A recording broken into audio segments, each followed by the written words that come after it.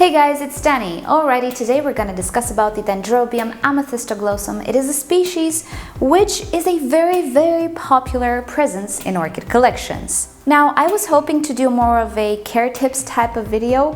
However, as you can see, my particular one doesn't look all that great. It has an issue. You can see the tips of the foliage right here. I used to think it was some sort of salt buildup, but it's not. This orchid arrived to me with this damage and I was hoping it would go away. It did not. New growth continuously has the leaf tip dieback. Anyway, I'm going to solve it. However though, I wanted to talk a little bit about this guy because I already have him for a little more than a year and I did observe a few things that I would like to share with you in case you have this Dendrobium orchid and were curious to know a little more about him. And a little PS, you will probably hear some demolition sounds in the background. Oh my god, you guys, all of my neighborhood is either demolishing houses or building houses. It's going to be a noisy summer. I'm so sorry about that. I'll do my best. Anyway, sorry about the background noises. So let's get you in a little closer because this Dendrobium is actually in bloom. And there we have him. This Dendrobium blooms on pendant clusters of beautiful white flowers with a very bright magenta lip. Now, I did make a video on this orchid when it first bloomed last year. Check it down below in the description in case you missed it. I think I give you more details then, but this is not a fragrant orchid, and also the flowers really don't last long. So let me show you one of the clusters. This is one of the biggest one. As you might guess, the appeal of this orchid is the beautiful numerous cluster of flowers, and it's just gorgeous, you guys. And this cluster of course can be bigger or smaller. I think it depends on the size of the cane. This is one of the oldest canes and it's a big tall cane, so you can see the clusters are bigger as well, and these are other canes which are old but they're not as big, so you can see the clusters are smaller. So the size of the cane, I think, definitely has something to do with it. But you can see that already this flower is fading away. And if you remember, we did not present this guy in bloom in the last month, meaning it bloomed in March and already some of the flowers are completely fading away. So individual flowers really don't last all that long, but the fact that you have multiple clusters makes the overall display last longer. Now, if you think this is worth 1 year of waiting for this guy, and PS, he's not a tiny guy, then that's great because this orchid only blooms once a year in the springtime. It is that type of Dendrobium that they say requires a winter rest. I didn't provide much of a winter rest for any of my orchids this year. My grow room is affected by the weather outside and naturally got cooler, but no cooler than 15 degrees Celsius. I just stopped fertilizing this guy, reduced the watering in accordance to what it was telling me, how shriveled the cane were, and that's pretty much all the rest it got. For some Dendrobiums, this really might not be enough, but this one works like that. So if you don't have the possibility to put your orchid outside, I would say that just the smallest drop, let's say 15 to 17 degrees Celsius, I think it will do it good. It will initiate some flower spikes. I think most importantly though, it's the fertilizer. If you cut the fertilizer somewhere in autumn, I think it will induce this winter rest, this seasoning, if you will. It sounds bad. It's a culinary term, isn't it? Anyway, it will season the orchid and it will know that winter is near, even if it's not a very cool winter. Now, funny thing, I suspect only the old canes bloom, or at least I suspected this for a while. So these are the new canes that matured in the autumn. And as you can see, they have no flower spikes. And last year, if I'm not mistaken, I had blooms on this guy on 1 year old canes already. It did have a few canes that were just maturing. They did not mature in my care, so I suspect they were new. But it just seemed to me that the blooms came from older canes. So I used to think that, but let me get you a close-up of one of the new canes, and I think this is the one. Do you see here? We have a nubbin just breaking the sheaths here and starting to grow. That might be a flower spike. So it's interesting to see what's going to happen, and I will come back to this video. I'll add this information in the description.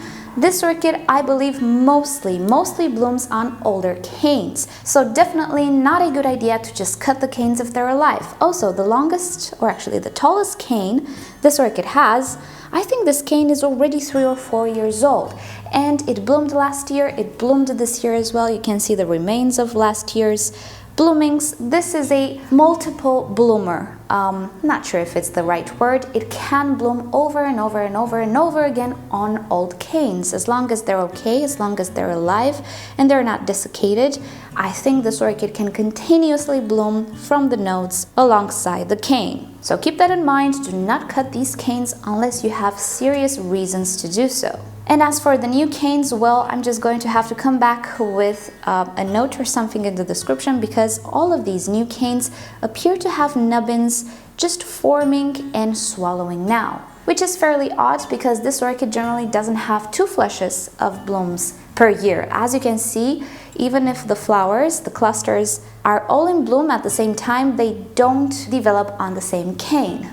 So there is a trigger for the entire orchid, but it's interesting to see what the new canes will bloom. Now, a little care tips since we're here, and I just feel like removing these old spent flowers. Sorry about that. So this is a thirsty dendrobium. Being that it's a rest type of dendrobium, it does require a lot of watering and quite a lot of fertilizer during summertime. In the growing season, which starts from spring, this orchid produces new growth from the base. I don't have keikis, by the way, on this orchid. I'm not saying it's impossible, I just don't think it's prone to producing keikis. So in the spring, new growth should develop from the base, and it will grow in good conditions very, very, very tall. So it will need a lot of fertilizer to do so. I did fertilize my orchid quite a lot, not as much as the catasetum orchids, which got a little bit over fertilized, but I did offer at every watering fertilizer. By autumn time, the new canes just finished maturing, so I cut back on fertilizer gradually, kinda, and I completely stopped it in October. I just continued with fresh water because the orchid was still shriveling, and then when the shriveling got less intense, I cut on the water even more. I don't think I ever completely stopped watering, because there is a big difference between dormant orchids, such as the catasetum orchids, which I'll show you on the screen right now, why not? Here is a dormant catasetum orchid. It's just actually breaking dormancy.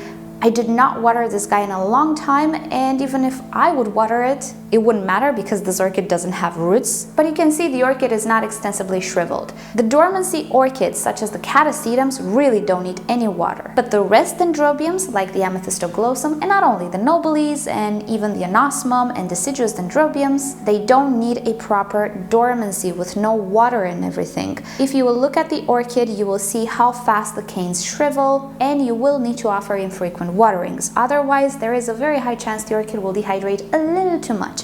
In their natural habitat, even though in the winter time there is no rain, there's definitely dew or some sort of condensation. They do definitely get a little bit of moisture, just not a whole lot. Certainly not as much as in the summertime when it's just abundant. I water this guy so frequent in the summertime.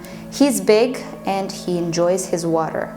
So for me, this orchid acted like a typical, let's say, deciduous dendrobium, although this is not a deciduous dendrobium. It's not even necessarily a semi-deciduous. It will eventually lose its leaves and it will have bare canes. That's a given, and it's okay to be that way. But it doesn't mean that after 1 year of growth, it will lose all of its leaves. Those are the deciduous dendrobiums. It's more close to the nobile, where the leaves will fall eventually, but not necessarily in the first year or the second year. Along the way, they will fall, but you'll just not know when. And even if the canes are bare and they look dry, they're not actually dead, and as you can see, they can still bloom. So yet again, do not cut those canes. If indeed the canes are dry, then definitely you can cut them because they serve no purpose, they store no water, and they don't really help the plant in any way if they're dry and dead. So that's perfectly fine. But overall, all of the canes should remain on the orchid because with good care, this orchid can produce such a wonderful show. Can you imagine? As I was saying, mine is, I suspect, not entirely healthy. I need to check what's going on with that pitting. It might be a sort of an infection, maybe cultural, I don't know. I'm still working on it. That's why I really didn't want to make a care tutorial or anything, because my orchid doesn't look in its best shape, right? And I didn't make it bounce back yet. As you can see, my new canes are not as tall as the older canes. So it's only been a year. I have time to make it all better. But for now, I hope these basic care tips and my observations will help you. And a last note, you can see this guy is tall. This cane is about 80 centimeters long. So this is not a tiny orchid. You can obviously try to pin the canes to each other or use a support to make it use up less space. But when it comes to height, oh, this guy is so tall, and in good conditions, it will be taller than this. So yeah, calculate the space before you purchase this orchid, because it will get really, really, really tall. But the blooms, imagine, such a wonderful, wonderful pendant display of blooms, which I can only dream of for next year. As a personal note, I do really, really like this orchid. There's something about it that's just so charming in person, and the thought of this orchid being all bounced back and in good condition in the future, you know, it's a very appealing thought. So I'm working on it. It's only been a year. I'm okay with his evolution. I hope to fix the little leaf issue. But overall, it is a little bit of a hassle with space in my grow room as well, simply because this orchid requires bright light, like pretty much all of these Dendrobiums. And when I say bright light, I mean at least oncidium light. So I do keep it on my southern window. I bought a special chair for it so it can fit, because on my shelf, it doesn't fit. I cannot really open the window if I put it in the place where I could put it. So it's a bit laborious to find a place for it. And I think that's the major, major drawback of this orchid. But it looks like a little angel to me, and I just love him. So if you have the chance to purchase him and you do have the space for him, definitely it's a go for me. I just love him. He's so charming. And enough praise for one video, I guess. So that has been it for today's video. Hope you've enjoyed it. You learned something new. If you didn't know about the existence of this orchid, well, there you go. It is a pretty common orchid. It's not rare or hard to find. I know that on eBay you sometimes find those titles, rare orchid, and then you see a Dendrobium. No, it's not rare. True rare orchids are very hard to find, and I don't have many of them really. So a good price for this guy should be, I don't know, 15 euros, 20 euros, depending on the size as well, right? Mine is pretty big, but you can definitely find smaller individuals, and as you can see, it can definitely bloom on smaller canes as well. You don't need a 1 meter cane, right? So you can definitely purchase him at a younger age and it will bloom. So alrighty guys, thank you so much for watching. Hope you've enjoyed this, and you know the drill. If you did enjoy it, give it a thumbs up. If you hated it, give it a thumbs down. Subscribe to my channel for regular orchid videos, and don't forget to turn on notifications so you never miss a video. And with that said, I'll see you all tomorrow. Bye!